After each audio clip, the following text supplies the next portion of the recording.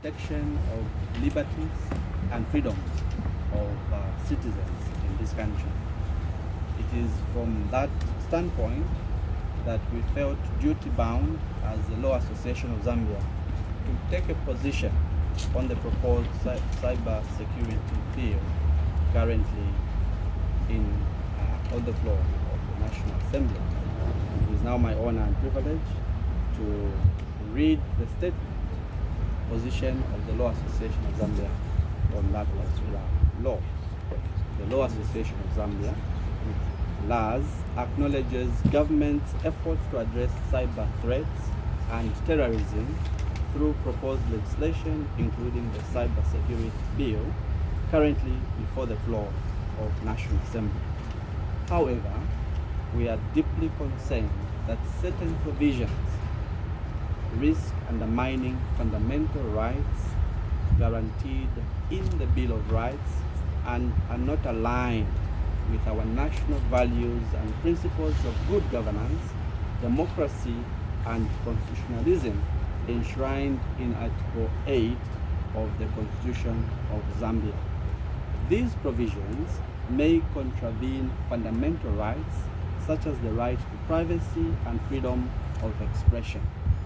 For instance, the proposed surveillance measures under Part 4, under Part 5, and Part 8 could enable data collection by state without judicial oversight, creating the risk of abuse and eroding public trust.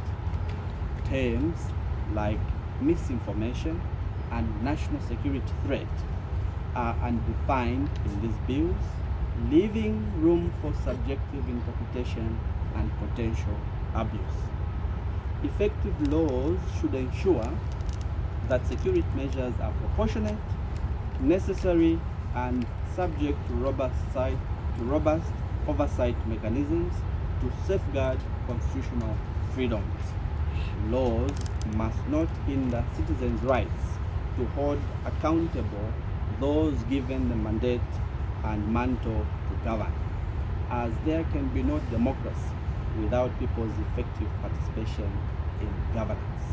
We recommend mandatory judicial oversight for surveillance requests, clear definition of key terms, and penalties for misuse of powers under these bills.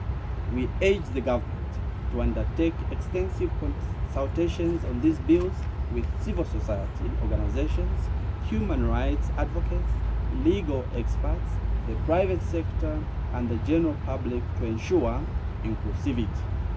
Rushing the process of enactment of these bills will do more harm than good in the absence of wider stakeholder consultations.